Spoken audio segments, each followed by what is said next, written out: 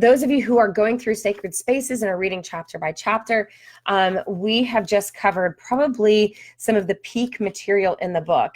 And I just came across some of our 2019 Armed Forces Insurance Military Spouses of the Year this past week. I got to visit with them. They came here to Leavenworth, and some of them got the book for the first time and were reading it on the way home, and they were like ugly crying on the plane when they hit the first couple chapters, which I wanted to kind of say to them, oh, guys, like, get ready, because the chapters that we've covered these 2 weeks, if you're doing the book study with me, I think are the peak of emotion of the book. And so really, those of you who've not read the book, you don't have to have read the book to participate in today's discussion.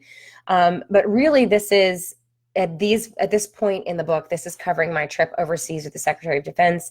And this is the point in the book where I get to go to Afghanistan. And I always feel weird about sharing my experience in Afghanistan. It was only for a day. Thank you, Brittany. Great to see you. And thank you for putting out there what you're doing. Awesome. I love that. I'll go through some of them as people post them. But I always feel weird about sharing my experience in Afghanistan because it was only for one day. And in a way, it was only for like part of a day. But you have to understand that that is where my husband had deployed twice. So while my trip to Iraq was really interesting and cool, and I got to see some things that I'd never seen before, and I got to see a lot of the tents and what an OR looks like overseas during a deployment. I got to see a chaplain's office, instead of having just pictures of my chaplain, my husband's office. A lot of those things I'm so glad happened the day before, because I got to see a lot of the practical stuff that we as spouses don't typically get to see. We only get those snapshots of pictures that they send us, or maybe a video here and there. And so seeing with my own eyes some of those basic things, those functional things that they need throughout the deployment, was really helpful to get that out of the way before I went to Afghanistan. Because my day in Afghanistan was really emotional. And that's why I think I feel so weird about talking about it, because I think I hope military spouses especially understand why I was emotional.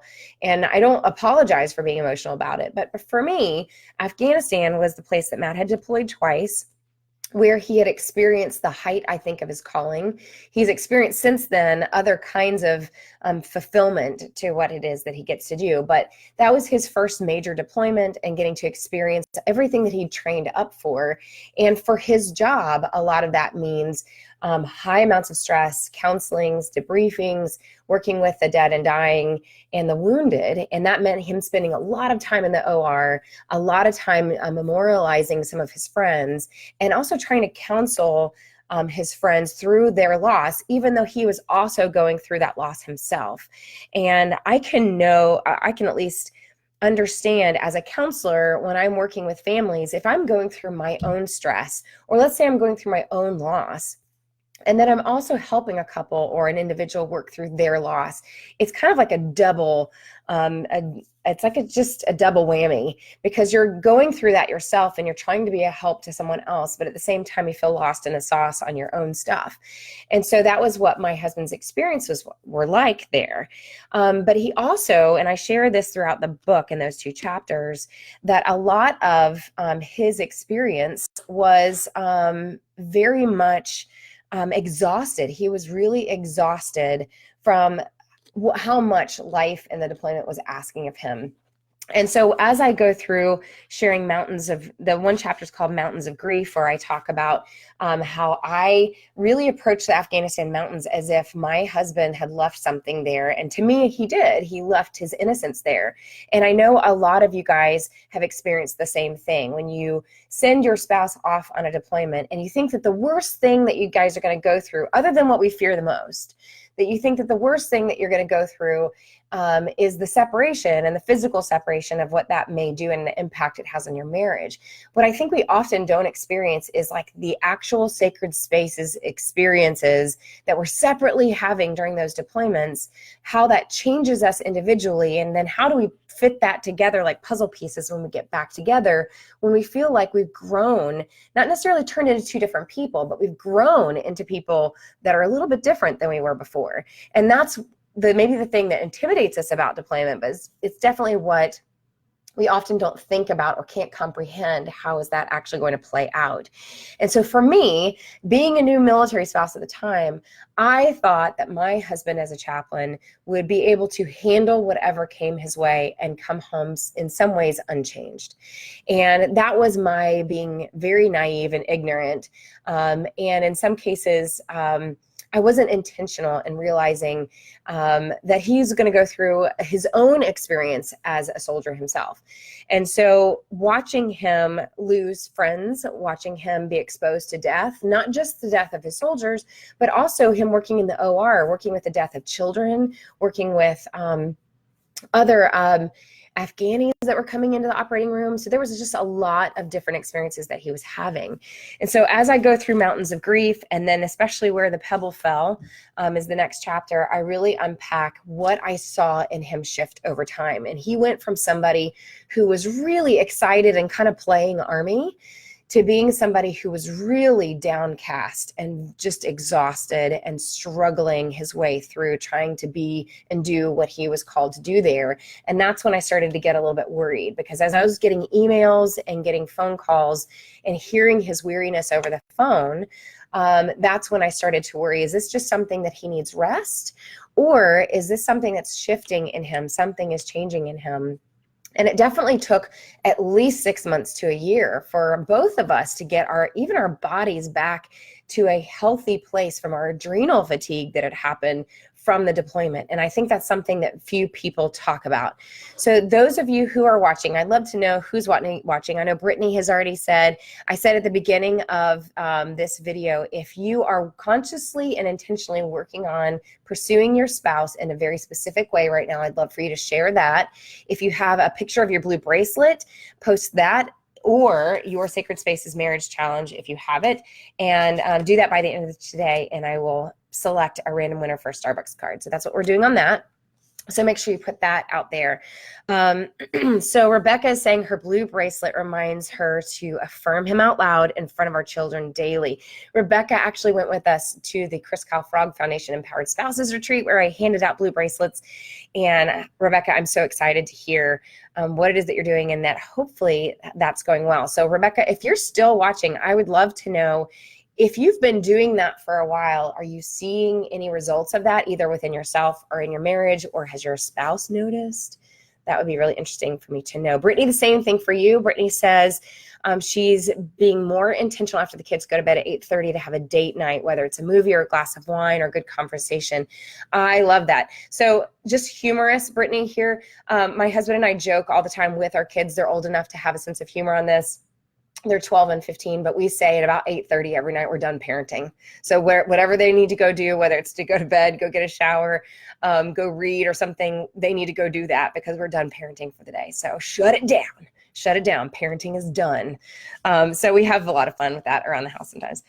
So I'm sure that there are those that are watching this today that maybe you're a spouse and you've noticed shifts and changes in your spouse because of this lifestyle. And that can be both positive and negative changes. And I'm sure that we have changes that have happened in our own life that our spouses have probably mentioned too. Maybe we are willing or unwilling to think about that and consider what they're actually saying. So don't share in the comments maybe some of the changes you've seen of your spouse unless you feel like you can be vulnerable without sharing too much of their story or their information. But I talk with couples all the time, service members or first responders all the time, who feel that they've changed because of the lifestyle.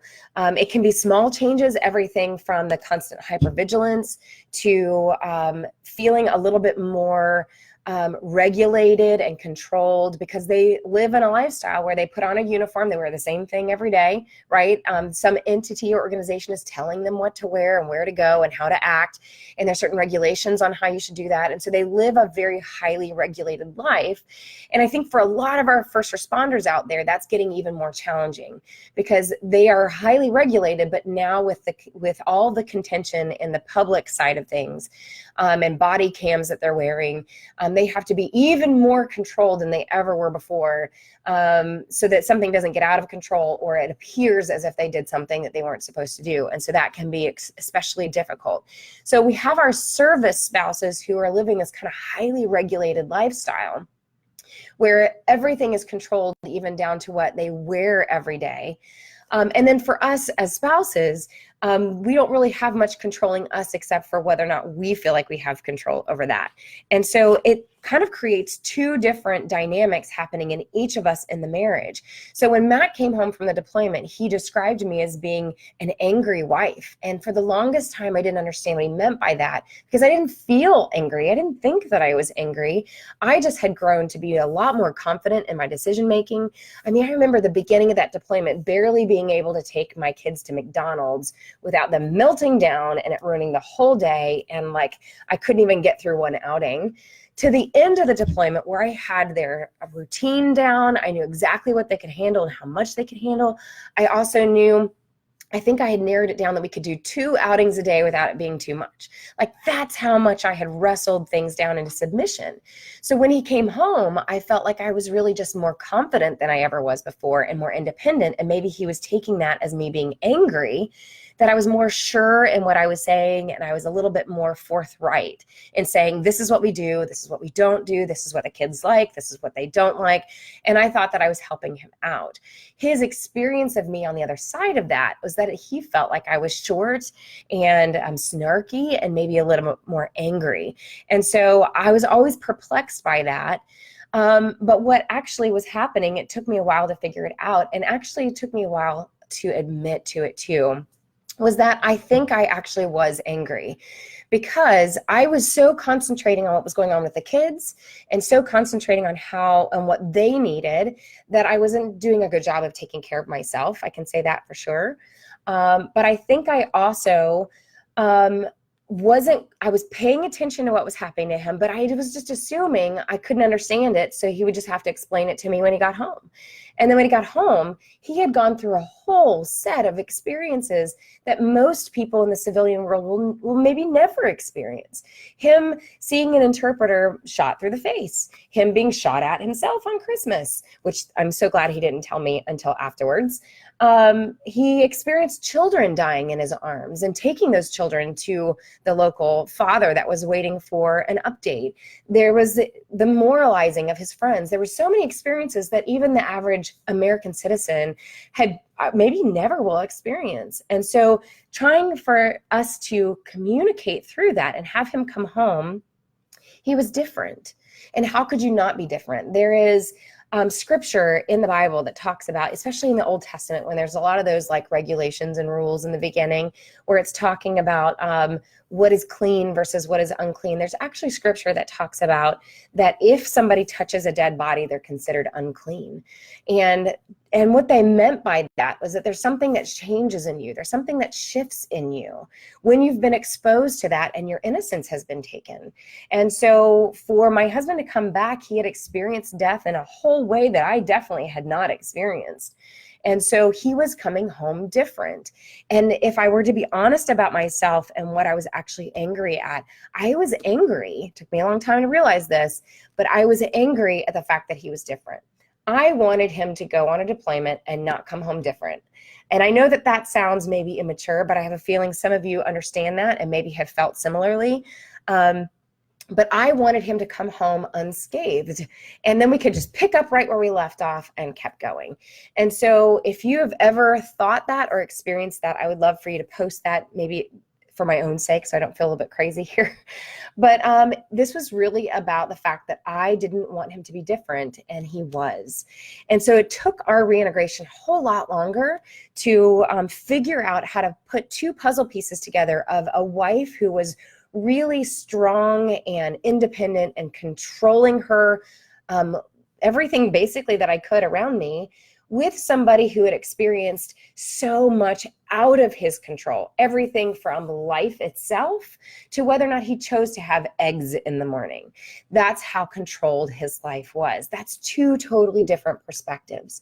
So reintegration can be incredibly challenging if you don't know how to communicate through those differences and how you've changed.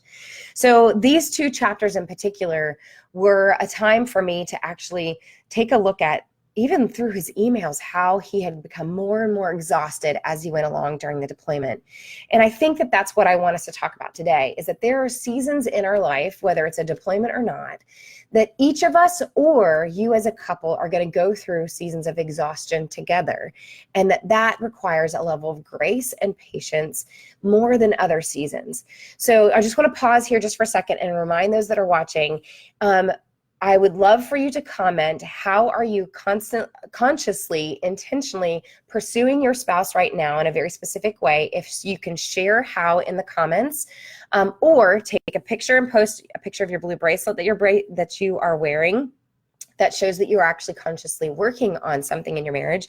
Or if you have your marriage card and you want to post a picture of that, you can as well. But I will select from all the comments today, by the end of today, a random winner for a Starbucks card, because I like to give free things and I love coffee. So I'm putting those two together. All right, Summer says, my husband feels I don't listen to him with my full attention, so her blue bracelet reminds her to stop, put down what you're doing, and look him in the eyes when he's talking to me daily. So powerful, Summer. And I would love for you to share if you've noticed any changes or shifts in your relationship since you started doing that. Because I think other people need to know that something small like that makes a huge difference in your marriage. It doesn't have to be something huge that shifts your relationship. It can be something very small, very intentional that you do every day, and that makes a huge difference. Okay, so I don't want to keep you guys too long today, because who knows when my voice is going to go out. But I wanted to also talk about what do we do when we have when we have either individual seasons of exhaustion, or when you as a couple are going through seasons of exhaustion. How do we communicate through that and serve each other in a way that can be healthy for your relationship? So if you are in a season right now where you or your spouse is going through something significant and you're seeing that kind of tiredness, the fatigue, or the exhaustion, I would love for you to share what that is right now. Or maybe it's a season for both of you. So for us, I mean, this sounds pretty obvious, but if you've gone through a season of a PCS together, that's like one of those times where you are exhausted together, and what that can do to your relationship.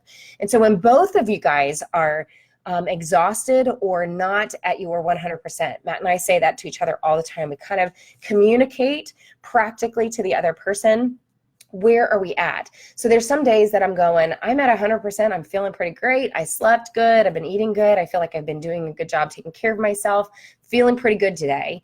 And then there's other days where I'm like, I feel like I'm at like 70%. I don't know what's going on. I don't know if I'm not sleeping well or what. I've just been stressed. And then there's other times like PCS season leading into a season of colds and crazy stuff like what we've been going through, where I can go, I am really feeling like I'm doing the best that I can, but I am not at my best. I'm at like 50, 40% even. I think that just being able to express that to your spouse, it gives you a practical, almost numerical way to be able to tell your spouse where you're at. Because if they come back, if I say I'm at 40%, like I am asking your help here, I'm asking for opportunities to rest, I'm asking for opportunities for you to help me carry whatever load that I have so that I can get well and get to that 100%. That's a way that you can actually ask your spouse for their grace and their patience and help. But sometimes it's being able to hear, yeah, I'm at 50%, but he's saying he's at 20. Like this is the hardest, most difficult season of his life. And that requires something different of me, right? Because then I, as a spouse, have to go, I may not be at my best. I may not have a whole lot to offer, but I need to extend grace to him during this season, even though I'd love to have it myself. So being able to say, it's not my turn yet. I can do whatever I need, pull in support from family and friends, whatever that looks like, in order to take care of myself so that I can take care of him, to get him to a better place so that then it's my turn. So that would kind of be an example of like when both of you guys aren't doing great and you really need to figure out how are we going to get through this really difficult season of exhaustion.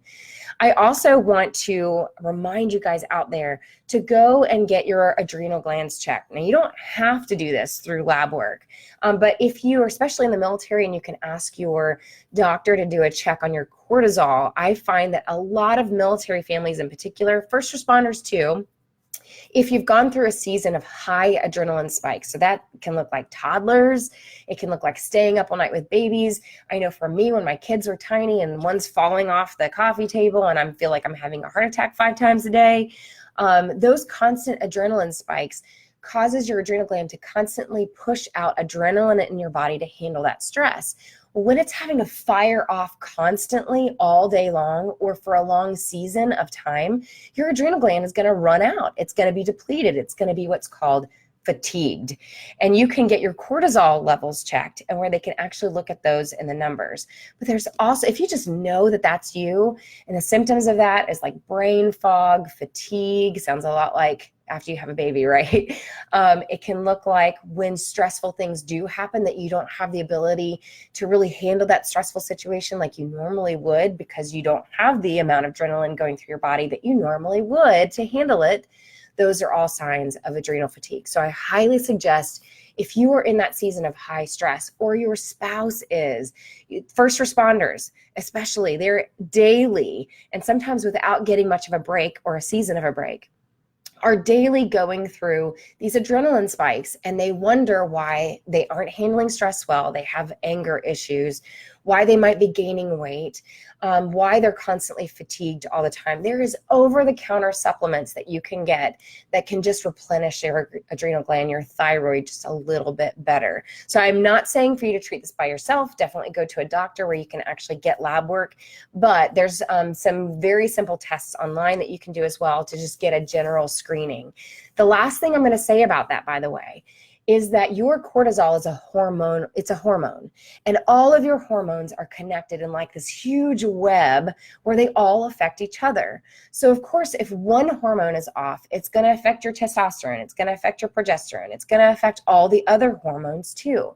So pay attention to that. If you're in a season of high stress, this is very important for you to just pay attention to your body and make sure you get what you need. Okay, Alicia says, surprisingly, she's still wearing her bracelet. Yay, Alicia. We've made so many good strides in how we communicate. I asked him for 2 weeks daily, what does he need to make him feel loved today? And he was at first surprised, and then he actually thanked her. Oh, this is so great, Alicia. I changed the way I would respond to him in my frustration, and it has alleviated so many petty arguments and disagreements that we seem to always end up lately. It is huge.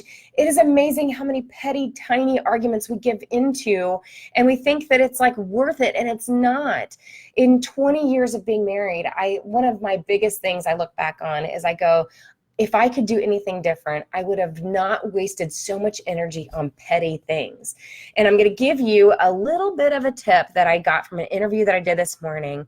And I'm not going to tell you who it is because it's for the Independent Wellness Summit that's coming up next March.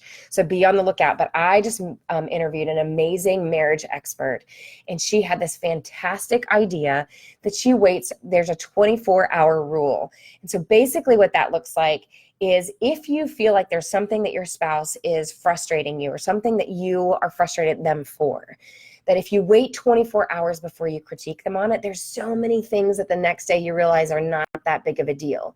But the key is if it is a big deal and 24 hours later you still feel the same way about it, make sure you bring it up in the right way so that you don't harbor it and it doesn't cause more problems later. So Alicia, I'm so proud of you that you are still wearing your bracelet and you're still doing that every day. I cannot wait to see what happens to your marriage the longer you are that intentional. All right, Tiffany's husband is a Leo, so that's a law enforcement officer, those military families that are watching. I had to learn what a Leo meant.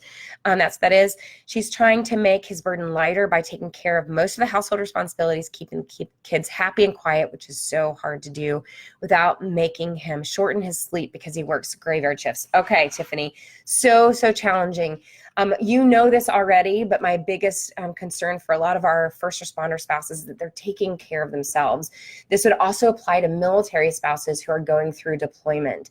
So I did 2 interviews today already, which is another reason why my voice is going out. But one of the upcoming interviews is with Becky Hoy from Brave Crates, is going to be part of the podcast episode coming out next on the Life Giver podcast.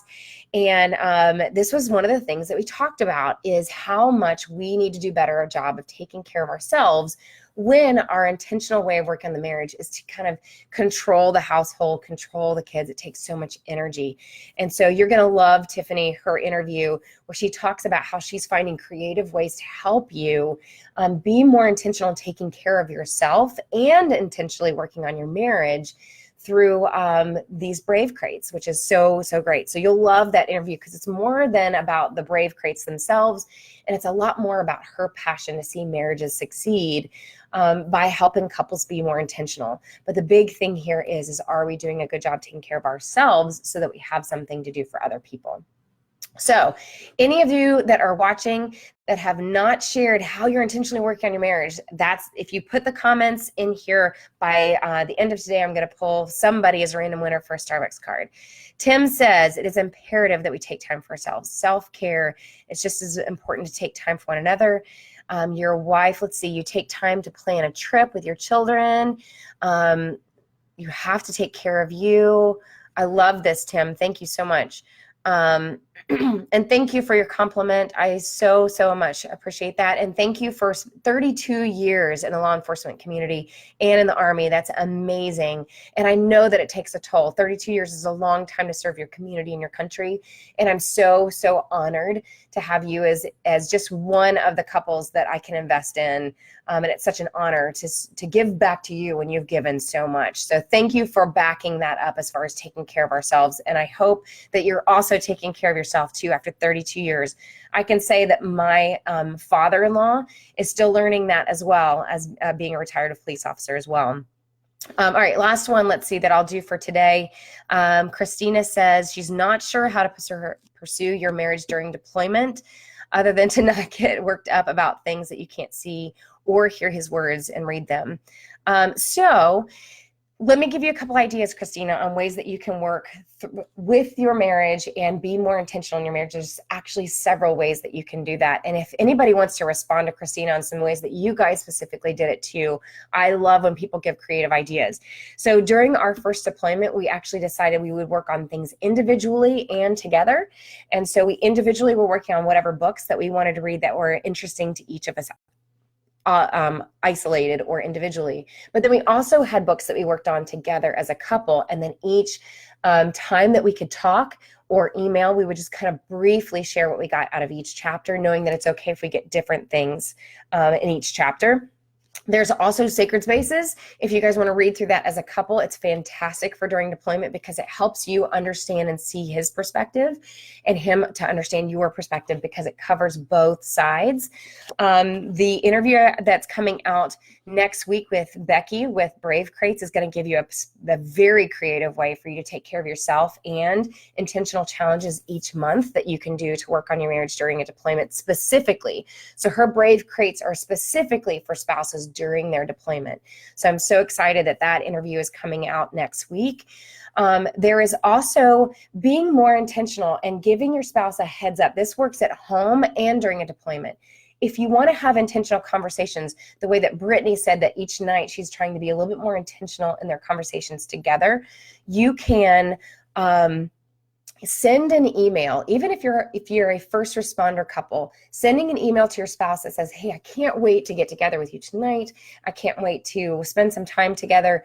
And here's a topic that we haven't talked about for a long time. Let's talk about this tonight, and give them some time to think about it. And I mean those positive topics. These are not times to pull up hot topics and changes you want to see in your marriage.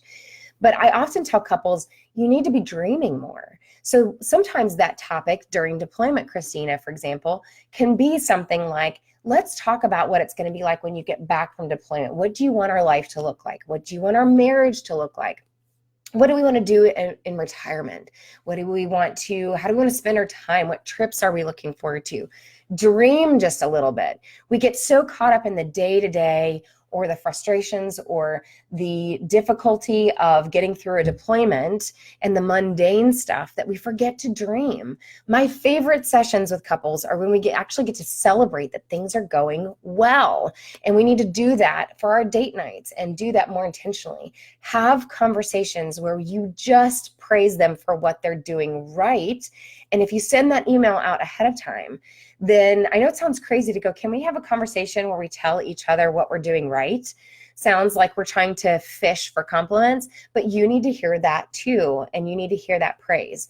So Matt and I always say it's important to publicly and praise your spouse in private and in public. So basically, when you're in public and you are around your spouse needs to hear you brag on them when you're around other people within earshot of him or her. And then you also need to be able to praise your spouse when he or she's not around with your friends. How you talk about your spouse is very important, but it's also about how we treat each other in the home. And so publicly praising our spouse, whether they're around us or not, is important. But if we're not actually saying it in ways that they are hearing it, they don't even know what we're saying. So we need to be able to ask for that as well. If you haven't heard that for a while, let's get into a more intentional pattern of praising each other and talking about how we're winning and getting it right. I promise you it will shift your marriage so much. So I'm not going to keep you guys for too much longer, but I just want to get back to those of you who've been reading Sacred Spaces. When you get into Where the Pebble Fell, the reason why it was such an emotional day for me in Afghanistan is that I got to step foot on the soil and see the mountains where my husband's innocence was taken. And that's not something that many, if any, military spouses or family members get to experience and see. And that was very emotional for me. I was as close as I could get to the place where things changed for Matt, that he came home a different person. And I also felt guilty for being there and getting to experience Afghanistan when I felt there were so many Gold Star widows and Gold Star moms that should have been in my place, that should have been there in Afghanistan instead of me. And that's why going to Afghanistan was so emotional. It was the place where so many lives had changed. And some of you guys maybe have a spouse or a family member that was changed in Afghanistan. And so for me, the mountains there represented something. They had stolen something from my family and from my marriage. They stole what was easy and convenient. They stole the innocence that we had in our marriage to that point. And that's where I realized that I actually was angry. I was angry at war. I was angry at the military. I was angry at lots of things, but I had nowhere to put it. I couldn't blame the military because we signed up for it.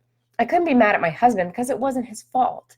And really when it came down to, I was angry at the situation, and I was angry at life for being difficult. And that's when it was a big grow up moment, a big adult moment where I had to realize that life and marriage was never intended to be easy. It was never intended to be stress-free, pain-free, obstacle-free, or free of suffering. And definitely not free of lessons that we need to learn.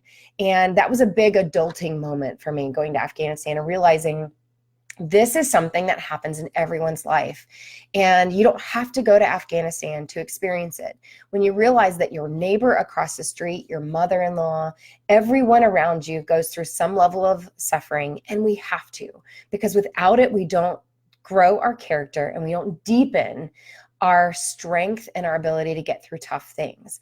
I have met people who have not gone through much suffering, and they are far more shallow as a person without the struggle. And that's why it's necessary. In fact, one of my new quotes, I just picked it up yesterday. I posted it yesterday.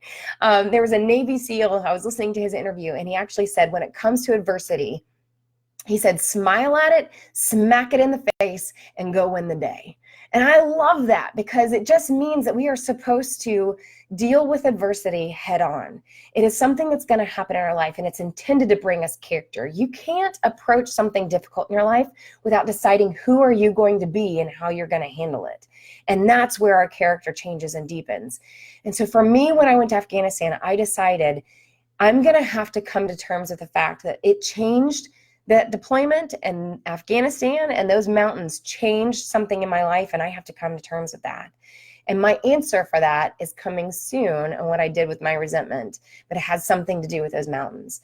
So my message to you guys today is to embrace the suck, to maybe smile at it, smack it in the face, and go win the day today. But to realize that you have great influence into your marriage and into your ability to encourage your spouse through whatever adversity they are going through in their life right now. It doesn't have to be a deployment to be a difficult season. we've had plenty of difficult seasons to go through with Matt being home, whether it was my job, my life, or it was his job and what was going on in his world. That marriage is all about organic, taking turns, ebb and flow, trying to figure out whose turn it is to serve who. And sometimes it's just about extending grace when both of you have nothing to give. And then also celebrating when you have everything to give, but you have to communicate through that. So I hope that encourages some of you guys today. I hope some of you guys are able to share with me in these comment threads what you're doing to consciously work on your marriage. I love to give away free things. And so I will be giving away a free Starbucks card to a random person who's commented about how they're pursuing on their own marriage, whether through their blue bracelet or some other specific way that you're being intentional, or if you have your Sacred Spaces Marriage Intentional Challenge card, for you to post that in the comments as well. And I will then give away a random winner of a Starbucks card at the end of today. So I hope you guys are having a great week. I know we have a lot of people at the Military Influencer Conference on the East Coast. There's a lot of people doing really amazing, fantastic things. And I'm sure you're going to hear a lot about that in the coming year as people are launching out new ways to serve you guys. Until next week, though, I just want to tell you how much of an honor it is for me to have the opportunity to speak into your life, speak life into your life. And I hope you have a great rest of your week. And I'll see you guys next Monday. Bye, guys.